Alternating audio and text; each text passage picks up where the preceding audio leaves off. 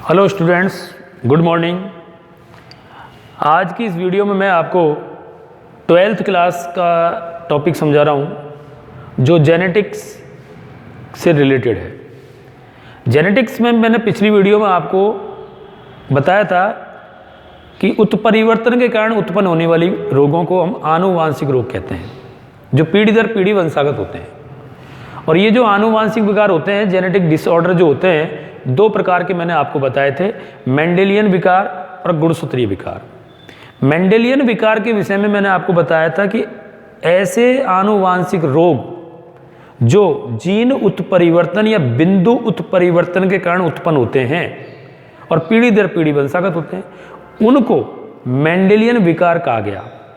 Mendelian विकार कहा गया क्योंकि जीन को मेंडल ने कारक कहा था और कारक से संबंधित या जीन से संबंधित जो रोग उत्पन्न होते हैं उनको मेंडेलियन विकार कहा।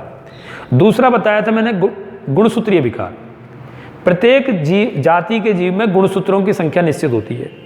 अब गुणसूत्रों की निश्चित संख्या से कम या अधिक होने पर जो बीमारियां उत्पन्न होती हैं, जो विकार उत्पन्न होते हैं, जो असामान्यताएं उत्पन्न होती हैं, उन्हीं को गुणसूत्रीय विकार कहा गया। पिछली वीडियो में मैंने आपको बताया था गुणसूत्रीय विकार के दो उदाहरण, पहला हीमोफीलिया और दूसरा सिकल सेल एनीमिया। आज तीसरा उदाहरण मैं मेंडेलियन विकार का ही बता रहा हूँ, थैलेसीमिया। थैलेसीमिया भी एक मेंडेलियन विकार है जो मोस्टली एक अप्रभावी जीन के कारण होता है, ठीक है ना। और ये रोग जो है, इस रोग का जो जीन है वो अलिंगी गुणसूत्र के साथ संलग्नता दर्शाता है। अलिंगी गुणसूत्र संलग्नी होता है, ठीक है। और इस रोग को उत्पन्न करने वाले जो जीन हैं वो दो प्रकार के होते हैं जो अलग अलग दो गुणसूत्रों पर पाए जाते हैं। एक 16वें गुणसूत्र पर पाया जाता है और एक 11वें गुणसूत्र पर पाया जाता है। 16वें गुणसूत्र पर उपस्थित अप्रभावी जीन को A- जीन कहते हैं, जबकि 11वें गुणसूत्र पर उपस्थित जीन को हम A कैप जीन कहा जाता है। अब ये जो जीन है, मोस्टली मैं आपको बताऊं कि जो थैलेसीमिया रोग है वो रक्त से संबंधित रोग है। हीमोग्लोबिन जो होता है वो डिस्टर्ब होता है, वो असामान्य हो जाता है। यही बात मैंने सिकल सेल एनीमिया में बताई थी आपको, उसमें भी हीमोग्लोबिन असामान्य हो जाती है। दोनों रोगों में, थैलेसीमिया और सिकल सेल एनीमिया, दोनों में समानता यह है कि इन दोनों ही रोगों में हीमोग्लोबिन असामान्य होती है, किंतु अंतर भी है। अंतर यह है कि सिकल सेल एनीमिया में हीमोग्लोबिन की जो गुणात्मकता है, जो गुण है, उसका प्रॉपर्टी है, उसमें चेंजेज आता है। क्यों? क्योंकि सिकल सेल एनीमिया में बताया कि हीमोग्लोबिन की जो बीटा श्रृंखला है, उस बीटा श्रृंखला के छठे स्थान पर उपस्थित ग्लूटेमिक अमीनो अम्ल के स्थान पर वेलिन अम्ल का प्रतिस्थापन हो जाता है, जिसकी वजह से वह हीमोग्लोबिन असामान्य हो जाती है, ऑक्सीजन की सप्लाई करने के योग्य नहीं रहती है और व्यक्ति एनीमिया से ग्रसित हो जाता है। लेकिन इसमें जो हीमोग्लोबिन है, उसमें हमने पिछली वीडियो में बताया था कि हीमोग्लोबिन के एक अणु का निर्माण करने के लिए 4 पॉलीपेप्टाइड श्रृंखलाएं बनती हैं, जिसमें 2 अल्फा श्रृंखलाएं और 2 बीटा श्रृंखलाएं होती हैं, ठीक है। इसमें क्या होता है, थैलेसीमिया में संख्या 4 श्रृंखलाओं की जगह या तो 3, 3.5, 2 इस प्रकार की समस्या आती है, यानी कि पूरी श्रृंखलाएं नहीं बन पाती हैं। हीमोग्लोबिन का निर्माण करने वाली अल्फा श्रृंखलाएं और बीटा श्रृंखलाओं की संख्या में परिवर्तन हो जाता है और संख्यात्मक परिवर्तन हुआ, मात्रात्मक परिवर्तन हुआ, जिसकी वजह से ये हीमोग्लोबिन असामान्य हुआ। और ये असामान्य हीमोग्लोबिन ऑक्सीजन की सप्लाई करने में सफल नहीं होता है, व्यक्ति प्राणी एनीमिया से ग्रसित हो जाता है। दोनों रोगों में एनीमिया होती है, दोनों में हीमोग्लोबिन असामान्य हो रहा है, दोनों ही रोगों में हीमोग्लोबिन ऑक्सीजन की सप्लाई नहीं कर पा रहा है। लेकिन एक जगह तो हीमोग्लोबिन की गुणात्मकता में परिवर्तन हो रहा है और एक जगह हीमोग्लोबिन की मात्रात्मक में परिवर्तन होता है। मात्रात्मक परिवर्तन हो रहा है थैलेसीमिया में और गुणात्मक परिवर्तन हो रहा है आपके सिकल सेल एनीमिया में।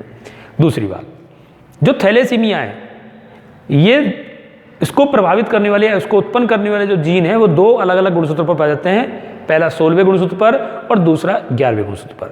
16वें गुणसूत्र पर उपस्थित जो जीन होते हैं वो 2 होते हैं, 2 जीन होते हैं। कौन कौन से होते हैं, ध्यान दो।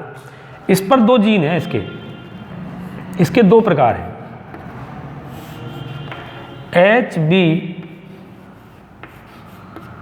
HbA1 और HbA2।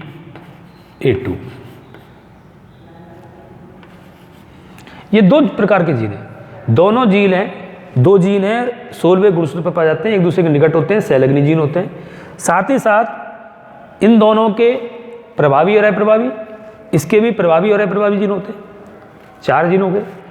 इनके द्वारा जो थैलेसीमिया रोग उत्पन्न होता है उसे हम अल्फा थैलेसीमिया कहते हैं, क्योंकि ये दोनों जीन जो हैं वे हीमोग्लोबिन की अल्फा श्रृंखला का निर्माण असामान्यता से करते हैं, यानी सामान्य रूप से इन जीनों के द्वारा, इनके अप्रभावी जीन के द्वारा हीमोग्लोबिन की अल्फा श्रृंखला का निर्माण पर्याप्त मात्रा में नहीं हो पाता है, जिसकी वजह से थैलेसीमिया उत्पन्न होता है। और उस थैलेसीमिया को नाम दिया गया अल्फा थैलेसीमिया।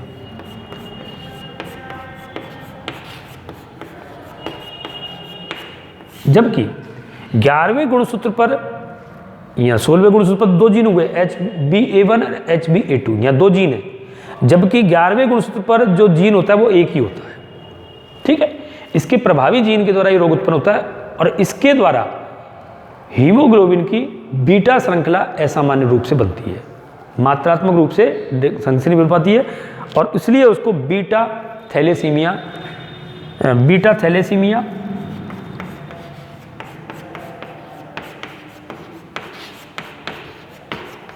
या ए कैप थैलेसीमिया कहते हैं।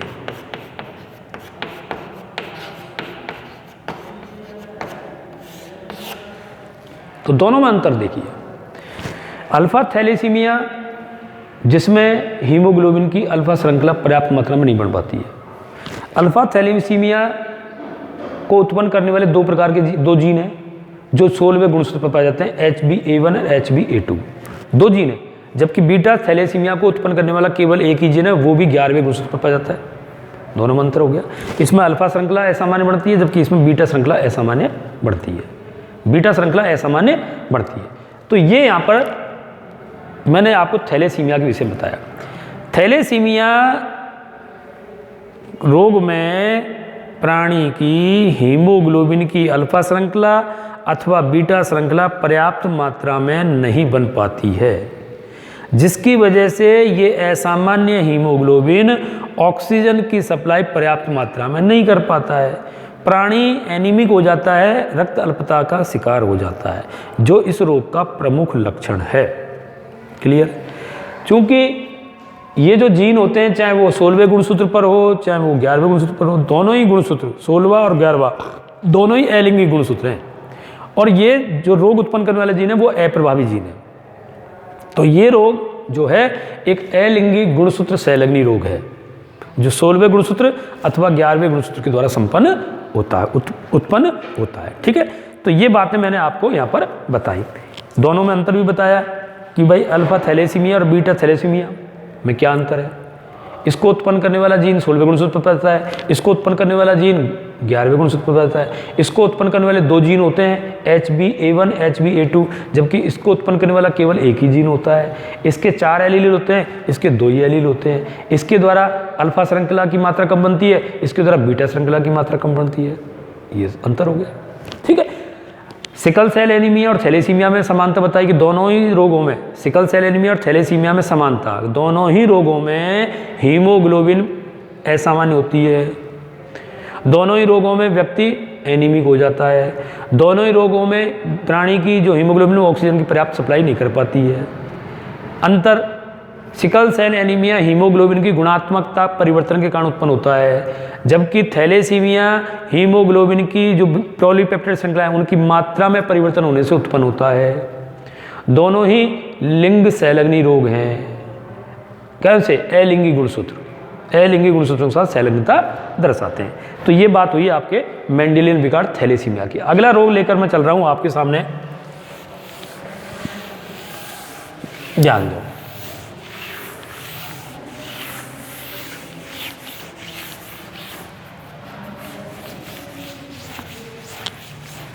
दूसरा रोग है, 3 रोग हो गए। चौथे रोग की हम बात करें तो वो है वर्णांधता। वर्णांधता, कलर ब्लाइंडनेस। ठीक, ये रोग और इसके वंशागति सेम टू सेम हीमोफीलिया से मिलती जुलती है। हीमोफीलिया से मिलती जुलती है। पहली बात यदि हम करें कि ये एक मेंडेलियन विकार है,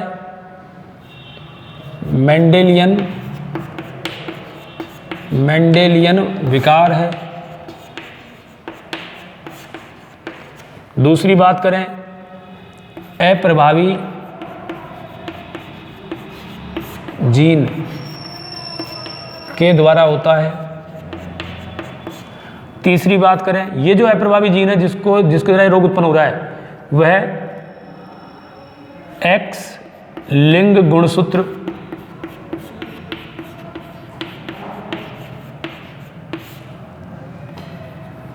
के साथ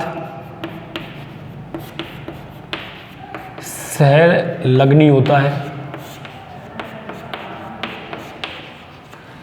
लिंग सहलग्नी, ये जो अप्रभावी जीन है वह आपके एक्स लिंग गुणसूत्र पर पाया जाता है, इसलिए लिंग सहलग्नी रोग है। कौन सा रोग है? लिंग सहलग्नी रोग है। अब अगली बात करें, महिलाएं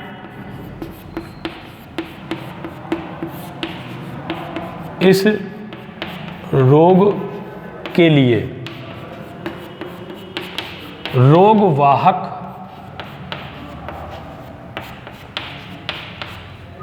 हो सकती हैं।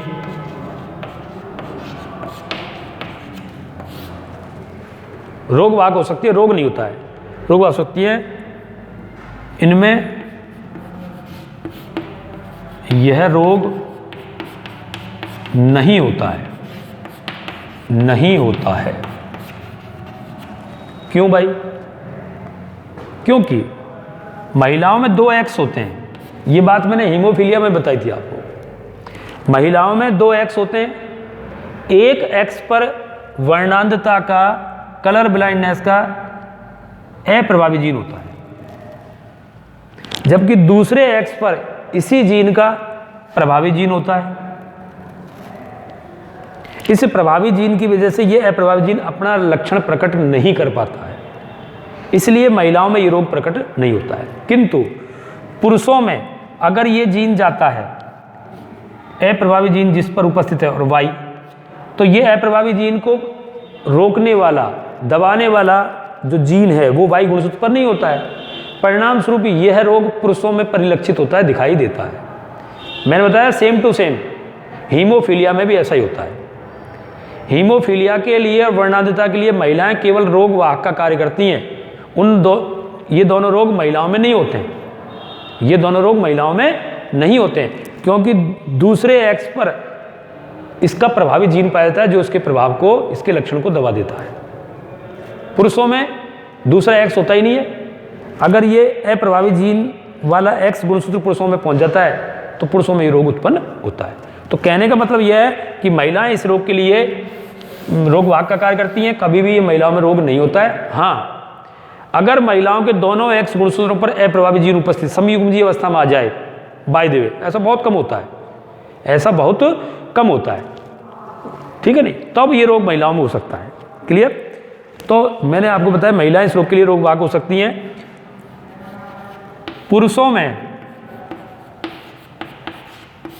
में यह रोग होता है, यह रोग होता है, पुरुषों में होता है ये रोग। अब इसके रोग की जो स्थिति है वो क्या है वो मैं आपको बताता हूं। पूरी ह्यूमन कम्युनिटी में से 8% पुरुषों में ये रोग होता है।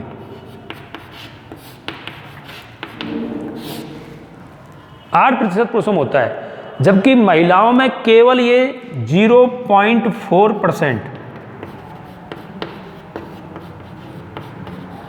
महिलाओं में होता है।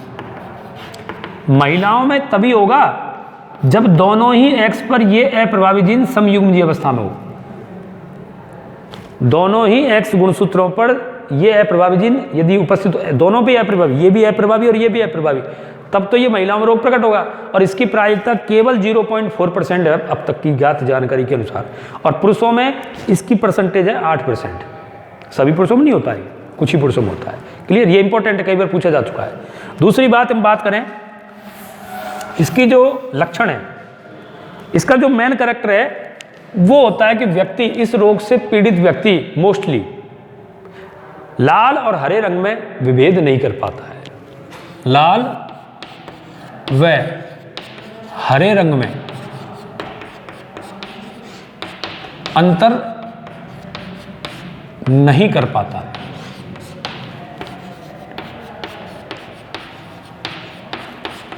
ठीक है, लाल और हरे रंग में यह अंतर नहीं कर पाता है, ये इसका प्रमुख लक्षण है। ठीक है, मतलब ये जो अप्रभावी जीन है, अब हरे रंग और लाल रंग में रंगों में विभेदन करने का काम होता है शंकुओं का। किसका होता है? शंकु। जो हमारी आईज के अंदर जो रेटिना होती है, उस रेटिना के अंदर दो प्रकार की कोशिकाएं पाई जाती हैं। ठीक है नहीं, शंकु और शलाकाएं। शंकु जो होते हैं वे रंग विभेदन का कार्य करते हैं, रंग पहचानने का कार्य करते हैं, लेकिन इस रोग से पीड़ित व्यक्ति में शंकु प्रभावित होते हैं और इस रोग से पीड़ित व्यक्ति लाल और हरे रंग में अंतर नहीं कर पाता है। ऐसे व्यक्तियों को कभी भी रेलवे डिपार्टमेंट के अंदर, मिलिट्री डिपार्टमेंट फोर्स के अंदर कभी भी सिलेक्शन नहीं किया जाता, क्योंकि पूरा रेलवे का सिस्टम जो है, विशेषकर गार्ड, ड्राइवर, ये आपने देखा होगा रेल का सिग्नल होता है ग्रीन चलने के लिए, रुकने के लिए होता है लाल रंग का सिग्नल। ठीक है, अब व्यक्ति यदि इस रोग से पीड़ित है, आप सोचिए ग्रीन सिग्नल दे दिया या लाल सिग्नल दे रखा है और उस ड्राइवर को दिखाई दे रहा है वो लाल हरे रंग दिखाई दे रहा है, वो गाड़ी को चला देगा तो खुद तो मरेगा और साथ में पूरी ट्रेन का एक्सीडेंट करवा देगा। ठीक है नहीं, तो मोस्टली फोर्स के अंदर, रेलवेज के अंदर जो मेडिकल होता है व्यक्ति का, उसमें कलर ब्लाइंडनेस व्यक्ति का कभी भी सिलेक्शन नहीं हो सकता है। ठीक है, तो ये बातें मैंने बताई कि वर्णांधता से ग्रसित व्यक्ति मोस्टली लाल और हरे रंग में अंतर नहीं कर पाता है। यह रोग केवल पुरुषों में होता है, महिलाएं इस रोग के लिए रोग वाहक का कार्य करती हैं और इसकी वंशागति सेम टू सेम हीमोफीलिया के समान होती है। जैसे मैं बात करूं आपसे कि भाई ध्यान दो, अगर हम एक वर्णांध पुरुष का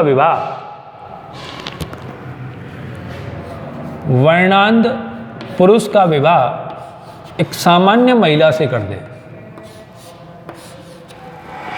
ये पुरुष है, ये महिला है, ये रोगी है, वर्णांध है और ये सामान्य है, इसके जब दो गैमेट बनेंगे तो ध्यान दीजिए इस प्रकार से, मैं इसके दो गैमेट बने महिला के द्वारा, दोनों के दोनों सामान्य X गुणसूत्र वाले अंडाणु होंगे, जबकि पुरुष के द्वारा बनने वाले शुक्राणुओं में एक हिम वर्णांध होगा और एक Y गुणसूत्र होगा। ये वर्णांधता उत्पन्न करने वाला जीन X इससे क्रॉस करेगा तो ये स्थिति बढ़ेगी।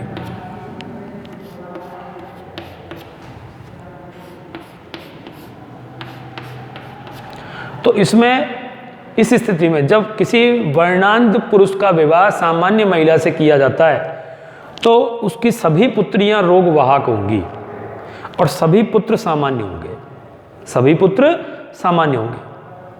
पुत्रियां रोग वाहक और सभी पुत्र सामान्य। लेकिन यदि हम रोग वाहक महिला के साथ वर्णांध व्यक्ति का विवाह कर दें तो स्थिति ये बनेगी। तो ध्यान दो,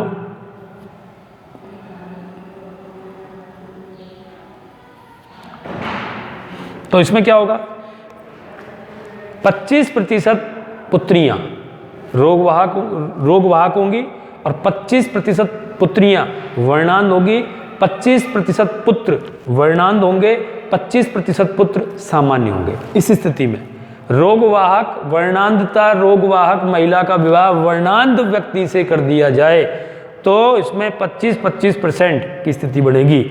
इसमें 25% तो लड़कियां जो बनेंगी वो वाहक बनेंगी, 25% लड़कियां वर्णांध रोग से पीड़ित होंगी, इसी प्रकार 25% पुत्र वर्णांध रोग से पीड़ित होंगे और 25% पुत्र जो है सामान्य होंगे। ये कंडीशन मैंने आपको बताई थी हीमोफीलिया के विषय में। तो ये बातें हुई। तो ये जो वर्णांधता का रोग है वो एक अप्रभावी जीन के द्वारा होता है। यह रोग लिंग सहलग्नी रोग है जो एक्स लिंग गुणसूत्र के साथ सहलग्नता दर्शाता है। इस रोग में केवल पुरुष पीड़ित होता है 8% की स्थिति में, महिलाएं बहुत कम होती हैं। 0.4% की स्थिति में महिलाएं तभी वर्णांध हो सकती हैं जब उसके दोनों एक्स गुणसूत्रों पर अप्रभावी जीन समयुग्मजीय अवस्था में उपस्थित हो। क्लियर? सामान्यतः महिलाओं में ये रोग नहीं होता है, महिलाएं इस रोग के लिए रोगवाहक के रूप में कार्य करती है। तो ये बात हुई मैंने वर्णांधता की। अब बात करें हम इसके अंतर्गत एक रोग और है, वो है फिनाइल कीटोन्यूरिया। फिनाइल कीटोन्यूरिया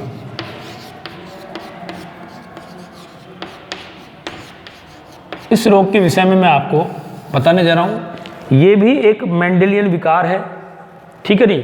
ये अलिंगी गुणसूत्र के साथ सहलग्नता दर्शाता है, ठीक है नहीं। अभी ध्यान दीजिए, फिनाइल कीटोन्यूरिया रोग ये एक मेंडेलियन विकार है, मेंडेलियन विकार है, पहला पॉइंट। दूसरा, ये रोग अलिंगी गुणसूत्र सहलग्नी रोग है। अलिंगी गुणसूत्र सहलग्नी रोग है। अप्रभावी जीन की समयुग्मजी अवस्था में, अप्रभावी जीन की समयुग्मजी अवस्था में ये रोग होता है। क्लियर? और ये अप्रभावी जीन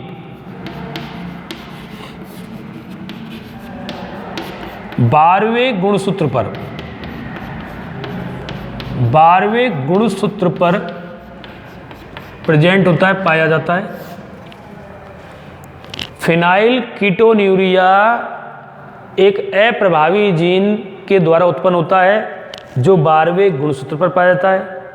इस जीन की समयुग्मजीय अवस्था होने पर ही ये रोग उत्पन्न होगा। एक्चुअली में क्या होता है, मानव के शरीर के अंदर उपापचयी क्रियाओं के फलस्वरूप फिनाइल एलिनिन बनता है। क्या बनता है? फिनाइल एलिनिन, फिनाइल एलिनिन बनता है। और ये फिनाइल एलिनिन टायरोसिन में चेंज होता है, टायरोसिन में चेंज होता है। क्लियर? उपापचय क्रियाओं के फलस्वरूप मानव शरीर के अंदर फिनाइल एलिनिन बनेगा और ये फिनाइल एलिनिन तुरंत टायरोसिन में चेंज होगा। ये एक सामान्य बात है। और इस फिनाइल एलिनिन को टायरोसिन में चेंज करने के लिए एक एंजाइम काम आता है जिसका नाम है फिनाइल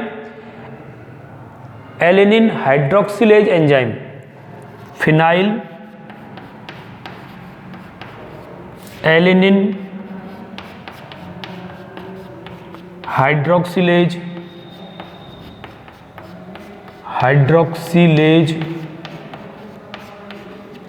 एंजाइम।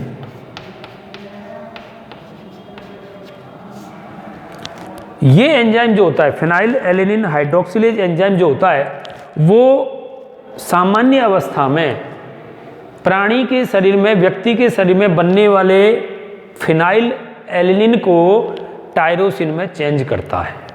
लेकिन जिस व्यक्ति में ये अप्रभावी जीन जो 12वें गुणसूत्र पर उपस्थित है, अगर वो समयुग्मजीय अवस्था में आ जाता है तो ये अप्रभावी जीन अपना प्रभाव दिखाते हुए इस फिनाइल एलिनिन हाइड्रोक्सिलेज एंजाइम के उत्पादन को कर देता है बंद। इसका निर्माण नहीं हो पाता है, इस एंजाइम का निर्माण रुक जाएगा। जब ये एंजाइम नहीं बनेगा तो स्वाभाविक है ये फिनाइल एलिनिन टायरोसिन में चेंज नहीं हो पाएगा और प्राणी के शरीर में ये फिनाइल एलिनिन की मात्रा बढ़ने लगेगी। इसकी मात्रा इतनी अधिक बढ़ जाती है कि व्यक्ति के मस्तिष्क और उसके मेरुरज्जु स्पाइनल कॉर्ड के अंदर CSF प्रमस्तिष्क मेरुद्रव, हमारे मस्तिष्क में और हमारे मेरुरज्जु के अंदर एक फ्लूइड भरा रहता है जिसको बोलते हैं प्रमस्तिष्क मेरुद्रव, cerebro spinal fluid, CSF cerebro spinal fluid, प्रमस्तिष्क मेरुद्रव भरा रहता है जो हमारे मस्तिष्क और मेरुरज्जु की जो सेल्स हैं उनको आवश्यक तत्वों की पूर्ति करता है। लेकिन जब ये फिनाइल एलिनिन टायरोसिन में नहीं बदलेगा तो ये फिनाइल एलिनिन की मात्रा हमारे शरीर के अंदर बढ़ेगी और बढ़ते बढ़ते जब ये हमारे CSF, हमारे मस्तिष्क के और हमारे मेरुरज्जु के CSF में इसकी मात्रा बढ़ जाती है, उसकी वजह से हमारे ब्रेन का और हमारे स्पाइनल कॉर्ड का डेवलपमेंट बाधित हो जाता है, विकास रुक जाता है, उसकी क्रिया बाधित होती है और व्यक्ति जो है वह अल्प बुद्धि का शिकार हो जाता है। किसका शिकार हो जाता है? अल्प बुद्धि का। फिनाइल एलिनिन CSF में तो वृद्धि होगी जिसकी वजह से हमारे ब्रेन का और हमारे स्पाइनल कॉर्ड का डेवलपमेंट रुक जाएगा, उसकी क्रिया प्रणाली बाधित होगी। इसके अलावा ये फिनाइल एलिनिन जो होता है वो हमारे किडनी के द्वारा फिल्टर होकर हमारी यूरिन में आ जाता है, मूत्र में आ जाता है और मूत्र के साथ ये बाहर निकलता है। ठीक है, ऐसे व्यक्ति का मूत्र जिसमें फिनाइल एलिनिन प्रेजेंट होता है कुछ समय के बाद वायु के संपर्क में आने पर यह काला पड़ जाता है, कृष्ण मूत्रता इसको कहा जाता है, फिनाइल एलिनिन। तो मैंने आपको इंपॉर्टेंट बातें बताई कि ये एक अप्रभावी जीन के द्वारा उत्पन्न होता है। ये अप्रभावी जीन 12वें गुणसूत्र पर पाया जाता है। अप्रभावी जीन केवल संयुग्मजीय अवस्था में ही अपने रोग को प्रकट करता है।